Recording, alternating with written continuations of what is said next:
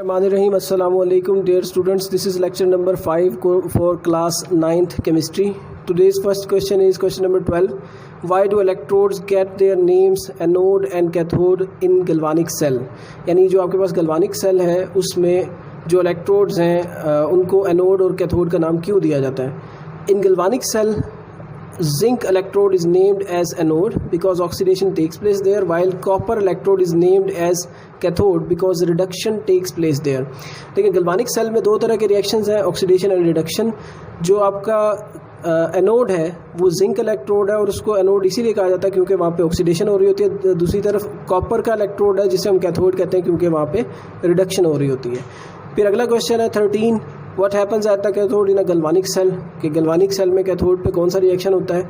Eight the cathode in galvanic cell the copper ions are reduced to copper atoms, therefore reduction takes place at cathode. Reaction यहाँ पे show किया गया है Cu +2 + 2 electrons arrow Cu. Basically ऊपर वाले सवाल में भी ये बताया गया था कि आपके कैथोड पे रिडक्शन का प्रोसेस हो रहा होता है. रिडक्शन का मतलब है एडिशन ऑफ इलेक्ट्रॉन्स. अब आपका जो गैल्वानिक सेल है उसमें कॉपर कैथोड पर कॉपर के आयंस कन्वर्ट हो रहे होते हैं कॉपर के एटम में बाय एडिशन ऑफ 2 इलेक्ट्रॉन्स. तो इसी वजह से हम ये सिंपल कहेंगे कि at cathode reduction takes place. Question number 14. Which solution is used as electrolyte in Nelson cell? Nelson cell में कौन सा सोल्यूशन इलेक्ट्रोलाइट के तौर पे यूज़ किया जाता है? तो आंसर है concentrated aqueous solution of NaCl. आप इसे सिंपल ब्राइन भी कह सकते हैं. अगर आप एक्वस सोल्यूशन बनाएंगे NaCl का और उसमें कंसनट्रेशन ज़्यादा रखेंगे NaCl की तो उसका नाम ब्राइन होगा. फिर question number 15. Name the by products in Nelson cell. Nelson cell में आपने बाई प्रोडक्ट्स के नाम बताने हैं.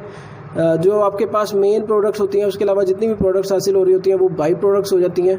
तो हाइड्रोजन गैस और क्लोरीन गैस जो है वो बाई प्रोडक्ट्स हैं नेल्सन सेल की.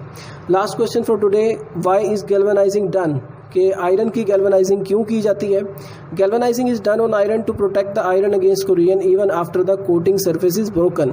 यानी आप दो तरह से कोटिंग करते हैं. एक तो सिंपल आपने कोटिंग की हुई होती है, दूसरा आप गैल्वेनाइजिंग से भी कोटिंग करते हैं. यानी अगर आपकी पहली लेयर जो है कोटिंग सरफेस वो ब्रेक भी हो जाती है तब भी अगर आप आयरन को मॉइस्चर से बचाना चाहते हैं तो फिर उसके लिए गैल्वेनाइजिंग का प्रोसेस किया जाता है. तो यहाँ पे हमारा वीडियो लेक्चर ख़त्म होता है. अपना ख्याल रखिएगा. अल्लाह हाफिज़.